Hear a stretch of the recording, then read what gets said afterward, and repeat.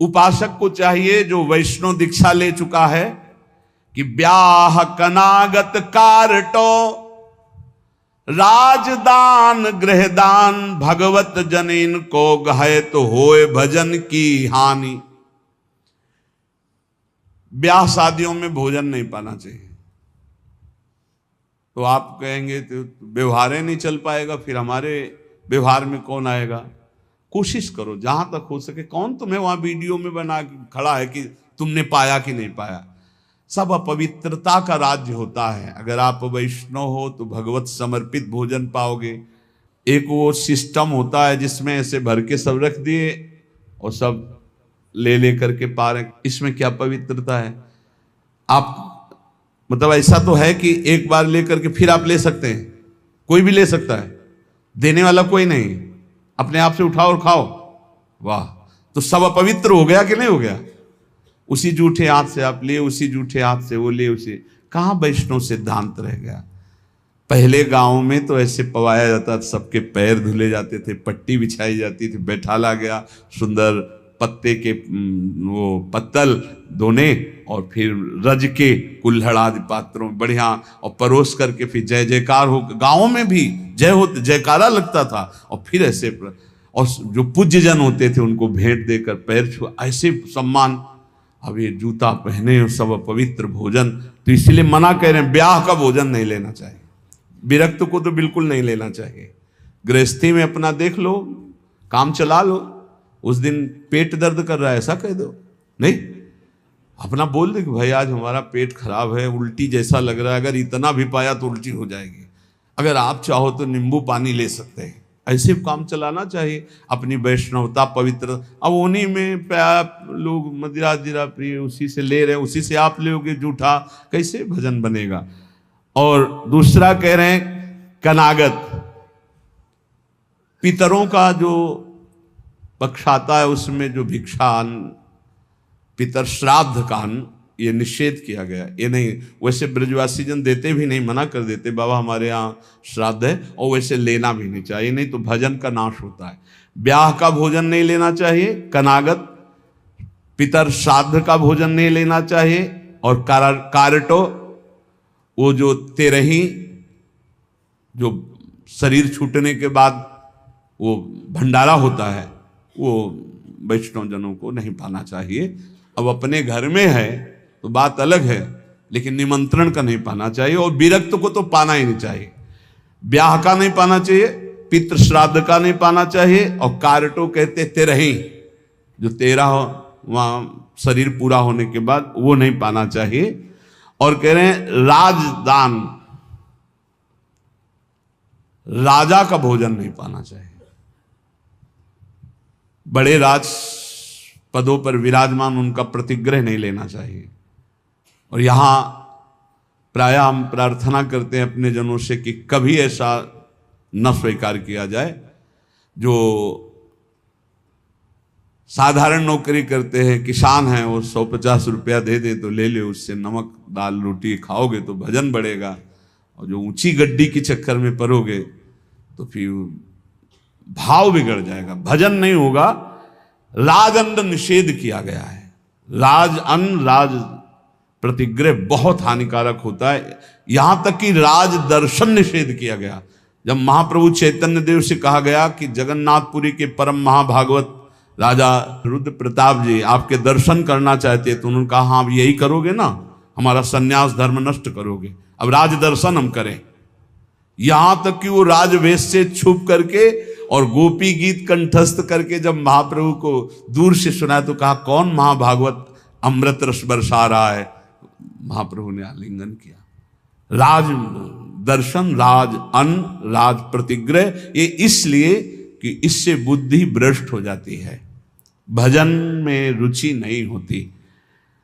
और आगे कह रहे गृह दान, ग्रहों का दान। एक हम गृहस्थ को देखा, जब उनके लड़का बच्चा बीमार होते थे तो खीर हलवा और भेंट उसको गोद में लाते और ऐसे सामने उतारते, कहते ले बाबा। एक बार गुरुजी से पूछा कि भिक्षा में जैसे, अरे बोले ले मत लेना, उसमें नहीं कभी ऐसा। देखो लोग संत महात्माओं को क्या समझते हैं, ऐसे पवाया जाता है जैसे अपने पुत्र को पवाओ। तो किस भाव से पवाते हो? बस पुत्र ने पा लिया यही सौभाग्य, संत ने पा लिया सारे अमंगल नष्ट हो गए। इसीलिए बहुत संभल के खान पान करना, जैसे कोई बीमार है उतार के, और ऐसे, या ग्रह नक्षत्रों का दान, बोले होए भजन की हानि पक्का।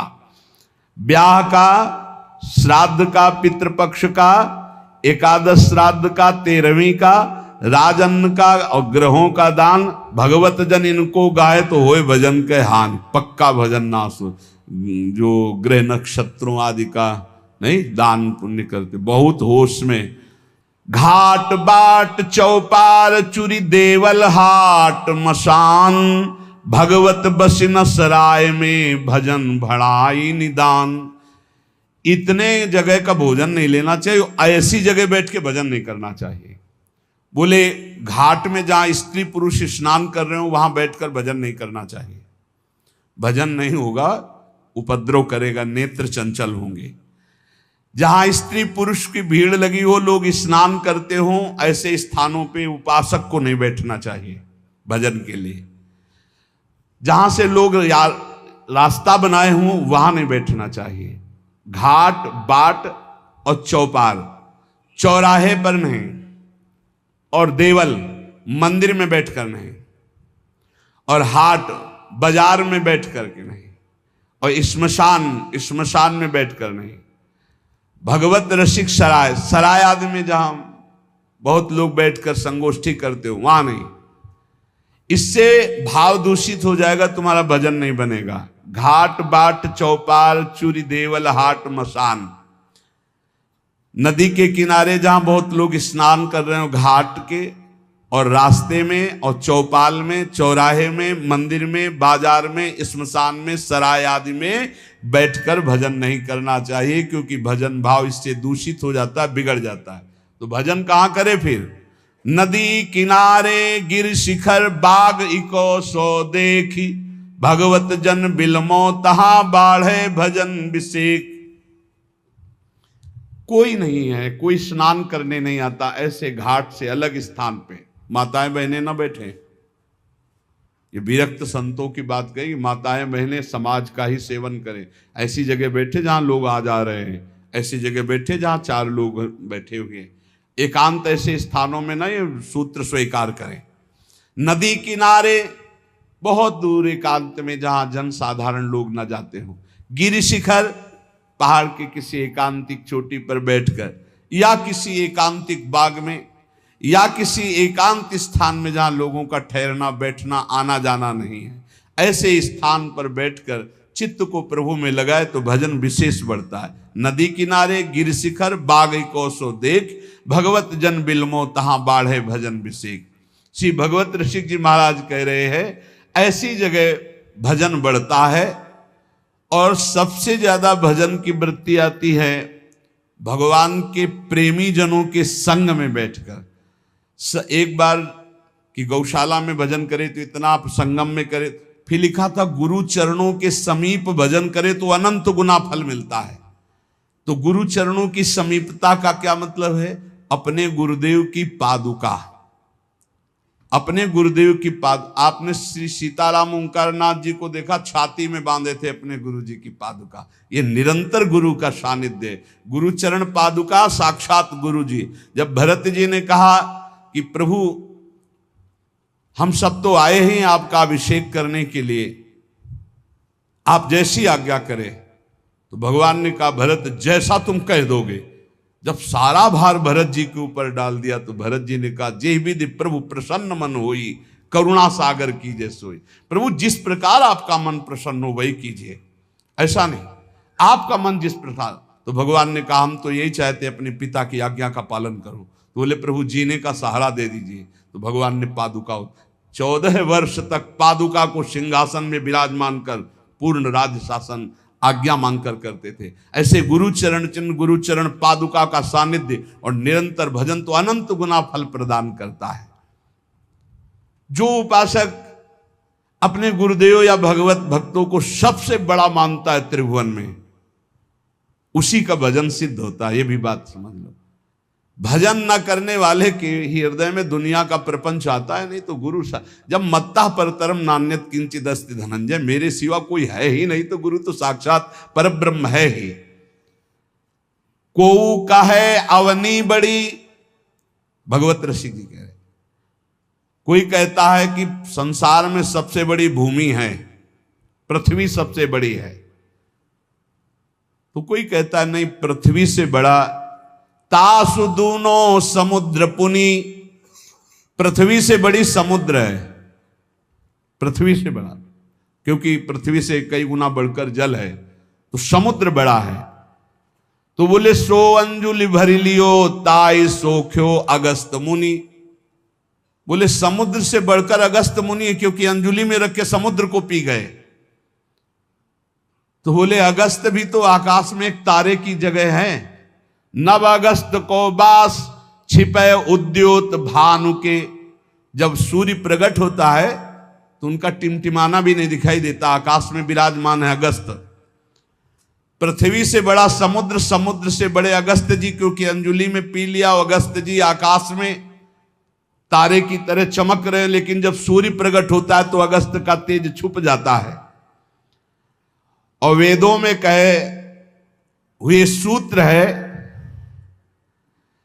कि जो सूर्य है, भानु वेदियों कहा है चक्षु है चक्रपाण के, सुदर्शन चक्रधारी भगवान श्री हरि के नेत्र के प्रकाश से सूर्य प्रकाशित है। तो भगवान के नेत्र सूर्य से बढ़कर प्रकाशवान हुए। और ऐसे भगवान चक्रपाणि हरिजन के हृदय कमल कीन्हो निवास, भगवान कहते हैं मुझे भक्तों ने अधीन कर लिया है, आम भक्त पराधीनो असुतंत्र यदि, ऐसे भगवान भक्त के अधीन है। तो सबसे बड़े हुए भक्त, पृथ्वी से बड़ा समुद्र, समुद्र से बड़े अगस्त जी, अगस्त जी आकाश में, और अगस्त जी भी भानु के तेज से मंद पड़ जाते हैं, और भानु का तेज भी भगवान के नेत्र से प्रकाशित। तो भगवान श्री हरि भक्तों के अधीन है, भक्तों के हृदय में रहते, इसलिए सर्वश्रेष्ठ भक्त। जो भक्तों को सर्वश्रेष्ठ मानता है, गुरु को सर्वश्रेष्ठ मानता है, उसके हृदय के सारे दोष नष्ट हो जाते हैं और निश्चित वो भगवत प्राप्त हो जाता है। संतों ने कृपा करके हमें भगवत उपदेश किए हैं, जिससे हमारे सारे दोष नष्ट हो जाए। कह रहे हैं कि इस संसार में कैसे जाना जाए कि आदमी नरक जाएगा, अपने को कैसे जाना जाए कि हम नरक जाएंगे। बोले विश्वासघातिनो ये च कृतज्ञाव्रत लोपिनः द्विज देवेषु विद्विष्टा शांतयन्ते धराम नराः। जिसने किसी को विश्वास दिलाया और विश्वासघात कर दिया, उसको नरक की प्राप्ति होगी। विश्वासघाती महापापी माना जाता है, कभी विश्वासघात न करे। कोई शरण में आ जाए या किसी को वचन दे दे या किसी को विश्वास दे दे, फिर विश्वासघात करे, उसको नरक की प्राप्ति होती है। दूसरा, कृतज्ञ, तुम्हारे साथ उपकार किया, तुमने उपकार नहीं माना, उसका अमंगल किया, नरक की प्राप्ति होगी। तीसरा, आज से मैं ये करूंगा ऐसा व्रत लिया और व्रत तोड़ दिया बीच में, उसको नरक की प्राप्ति होगी। ये खिलवाड़ नहीं है कि मैं ये व्रत लूंगा, ये ऐसा करूंगा, मैं ऐसा धाम जाऊंगा, ये इतने लोगों को भोजन कराऊंगा। ये कई लोग ऐसे होते हैं जो बड़ी बड़ी बातें कह देते हैं, उनको पता नहीं कि ये खिलवाड़ नहीं है। ऐसा कर दूंगा, ऐसा कर दूंगा, ऐसा कर दूंगा, और किया कुछ नहीं, वो पहुंच गए नरक। व्रत का उल्लंघन करने वाले, प्रतिज्ञा का उल्लंघन करने वाले, नियम का उल्लंघन करने वाले नरक को प्राप्त होते हैं। मैं इतनी परिक्रमा करूंगा, मैं ऐसा करूं, कुछ भी नहीं। कोई नियम को ऐसे मत लो कि मैं ये करूंगा। ए प्रभु की इच्छा होगी, समय रहा, जीवन रहा तो हो जाएगा, नहीं रहा, आप सामय के मर गए तो। ये बात ध्यान रखिए, आगे चलकर मैं सन्यास लूंगा, विरक्त होके वृंदावन वास करो, नरक जाओगे अगर नहीं विरक्त हुए तो। मैं इतना यहां मंदिर बनवा दूंगा, नहीं बनवाया नरक जाओगे। वचन संभाल के बोलो, आज से मैं कुछ दिन व्रत रहूंगा। बकवास करना बंद कर दे तो जीवन उन्नति में हो जाता है। शाम का भोजन नहीं करूंगा, एकांत भजन करूंगा, नहीं भोजन मत करना लेकिन सेवा करो, भजन करो। समझे नहीं? वाणी को ऐसे बिखेरते चले जाते हैं। व्रत का उल्लंघन करने वाला नारकी गति को प्राप्त होता है। संतों से द्वेष करने वाला, गुरु से द्वेष करने वाला, ये नरक को प्राप्त होते हैं। और ध्यान से सुनो, जो माता पिता को दंडित करता है, गाली देता है, अपमान करता है, उसे सीधे नरक की प्राप्ति होती है। बिल्कुल पक्का समझ लो। माता पिता भगवान का स्वरूप है। मातृदेवो भव पितृदेवो भव। बिल्कुल बुद्धि खराब मत करो, कलयुग बुद्धि भ्रष्ट कर रहा है। माने मात पिता ने देवा साधुन ते करवावे सेवा, जिनके आचरण भवानी ते निश्चर समझानो। राक्षस है, और ऐसे राक्षस अब पुत्र रूप में ज्यादा पैदा हो रहे हैं। एक देखा हम कि माता को बाल पकड़ के घसीट रहा है, लात से पेट में प्रहार कर रहा है, पिता को थप्पड़ और सीधे छाती पे लात। वाह, इस पुत्र के जानते हो क्या गति होगी? सीधे रो नरक। फिर वहां जो दंड मिलता है, वहां मरना तो है नहीं प्यारे, ना बेहोश हो सकते हो ना मर सकते हो, होश में रहकर दंड भोगना है। नरक की ये खासियत है। 100 बार काटे जाओगे, 100 बार जिंदा रहोगे, उसे यातना देह कहते हैं। होश में ये मत मानना कि नरक वरक नहीं है। जैसे लोग कहते जा रहे कौन नरक सरक, बोल लो। जब फंसते हो ना, बोले यही सब मिलता है, यही नहीं मिलता है।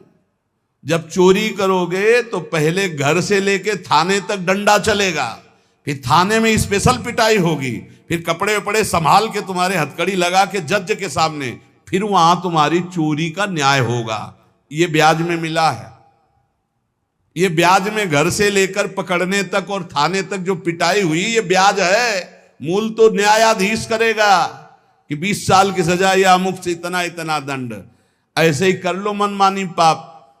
यहां जो ठोकर और रोग हैं, ये तो ब्याज है, मूल तो नरक में भोगना पड़ेगा। जो माता पिता का त्याग कर देता है उसे नरक की प्राप्ति होती है। जो माता पिता को दंड देता है, जो माता पिता को गाली देता है, और जो अपनी पाणी ग्रहण की हुई स्त्री को, निर्दोष स्त्री को नाना प्रकार के दोषारोपण करके दंड देता रहता है, कलह मचाता रहता है, ऐसे पुरुष को नरक की प्राप्ति। और जो अपने सज्जन पति का त्याग कर पर पुरुष का अनुसरण करती, ऐसी स्त्री को नरक की प्राप्ति होती है। जो गुरुजनों को कठोर वचन बोलते हैं, जो गुरुजनों का आदेश का पालन नहीं करते, उनका पोषण नहीं करते, जो देवता ब्राह्मण और निर्बलों का धन का अपहरण कर लेते हैं, ऐसे मनुष्यों को नरक की प्राप्ति होती है। जो मदिरा पान करते हैं, सुन लीजिए, ये च मद्य रता पापा द्वित कर्म रतास्तथा। हमारा शास्त्र कहता है भारतवासी हो, विदेशी नहीं हो तुम, इस भूमि में जन्मे हो, यदि मदिरा पियोगे तो नरक का रास्ता पक्का कर रहे हो। बोले इसमें तो कोई हिंसा नहीं, लेकिन शास्त्र निषेध है। ये च मद्य रता पापा द्वित कर्म रतास्तथा। जो जुआ खेलते हैं, मदिरा पीते हैं, और जो साधु वेश रख के पाखंड करते हैं, इनको सीधे नरक की प्राप्ति होती है। यहां जो वर्णन हो रहा है वो बीच में विश्राम नहीं, सीधे नरक, बिना रोक टोक के।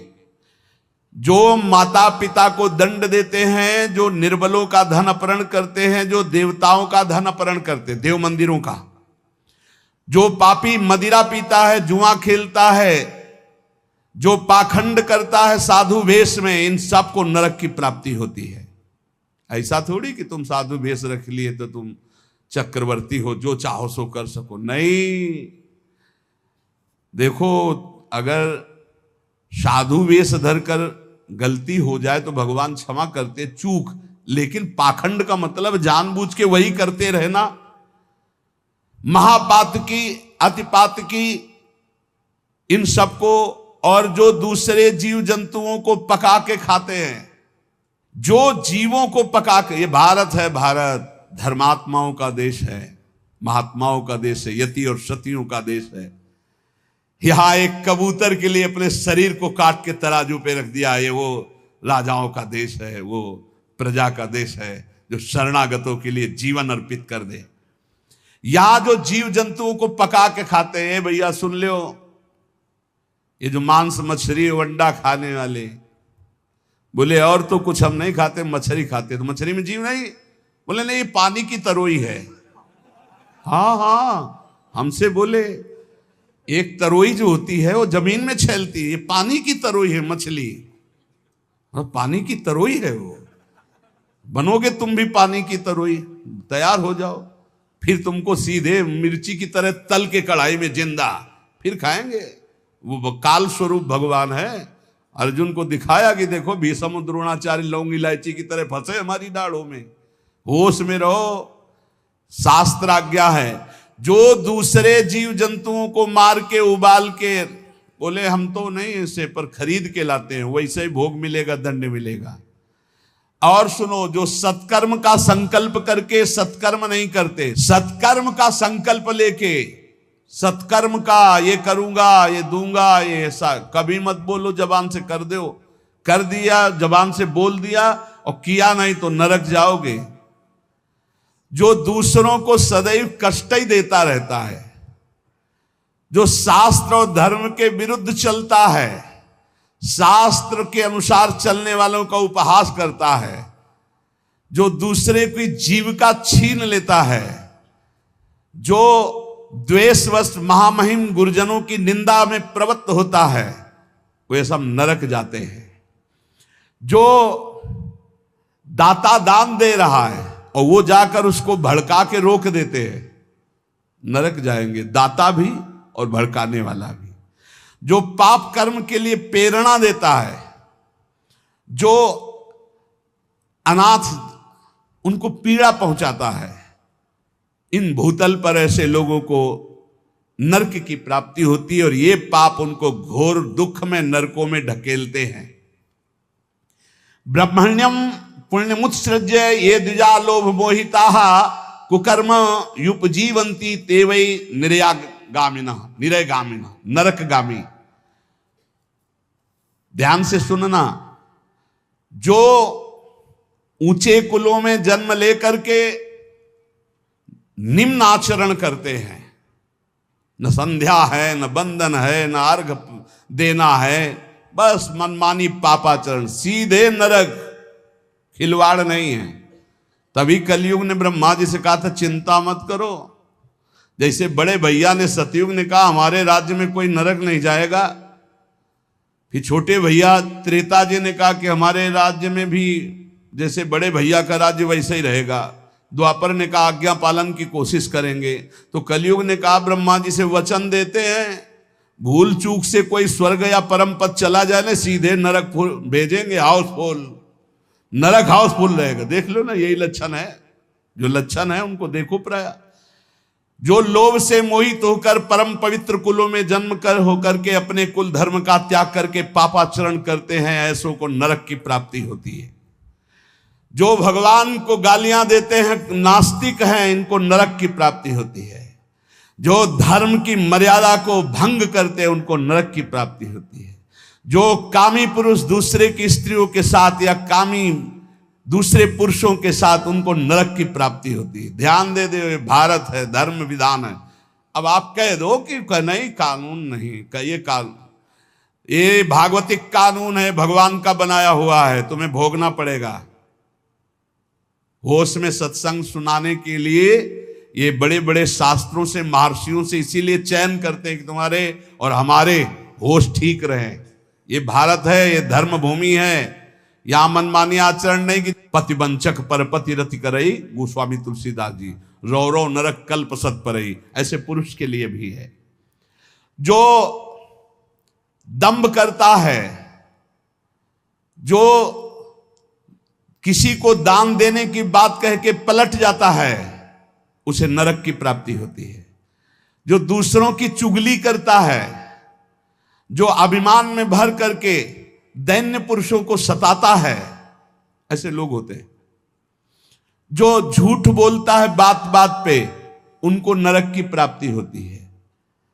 जो अपनी बात कह के सीधे पलट जाता है, जो दूसरों का धन हड़प लेता है, जो दूसरों को निष्कलंक होने पर भी कलंक लगाता है, ऐसे लोगों को नरक की प्राप्ति होती है। जो पराये सुख और संपत्ति को देखकर जलते हैं, जो प्राणियों के प्राण लेने में बड़े सुख का अनुभव करते हैं, तलछा तलछा कर मारते हैं, बहुत निर्दयी लोग हैं, बहुत निर्दयी लोग। ये जलाते हैं पशुओं को, ऐसे पैर बांध दिए, ऊपर ऐसे सरिया डाल के उसमें पैरों में, और नीचे आग लगा दी, धीरे धीरे घंटों में तड़प। अब मुंह बंधा है, आवाज नहीं निकल, तड़प तड़प कर वो मर रहे, और वो 4-10 बैठे हंसी मजाक करे, करो करो मजाक करो। यमदूत ऐसे ही बांधेंगे, बिल्कुल ऐसे ही। और वहां यहां एक दिन तुम ऐसा पाप करोगे, वहां सैकड़ों वर्ष उसका भोगना पड़ेगा। जैसे 15-20 मिनट पाप कर ले, कत्ल कर ले, व्यभिचार कर ले, पूरे जीवन जेल में रहना पड़ेगा, फांसी भी हो सकती है। ऐसे ही यहां एक पशु को तुमने जलाया, आनंद लिया, वहां हो सकता है कि एक कल्प तक तुमको जलाया जाए। जैसे यहां एक 15 मिनट का अपराध, आजीवन कारावास। होश में, ये नहीं मानना कि ये नरक स्वर्ग सब व्यर्थ है। जो लोग पराई स्त्री को फुसला के फंसा के दुराचार करते हैं, मार देते हैं, जो लोग कुआं, बगीचा, पोखरा, पौशाला, इन स्थानों को अपवित्र करते हैं व्यभिचार के द्वारा, मलमूत्र त्याग के, मान लो पानी है, पानी में मलमूत्र करना, पानी में व्यभिचार करना, ऐसों को सीधे नरक मिलता है, सीधे नरक। पोखरे में, कुएं में, बगीचे में जो अपवित्र आचरण करते हैं, उनको नरक की प्राप्ति होती है। जो देव स्थानों में दी गई जमीन संपत्ति को हड़प लेते हैं, जो बच्चों को चुरा लेते हैं, शिशु बच्चों को चुरा कर बेचना, या जो अतिथि को भोजन दिए बिना स्वयं भोजन कर लेते हैं, ऐसे लोगों को नरक की प्राप्ति होती है। जो सन्यास का संकल्प लेकर फिर सन्यास आश्रम को कलंकित करते हैं, जो मित्र भाव करके दगा दे देते हैं, ऐसे जितने पुरुष बताए गए, ये सब के सब नरकगामी होते हैं।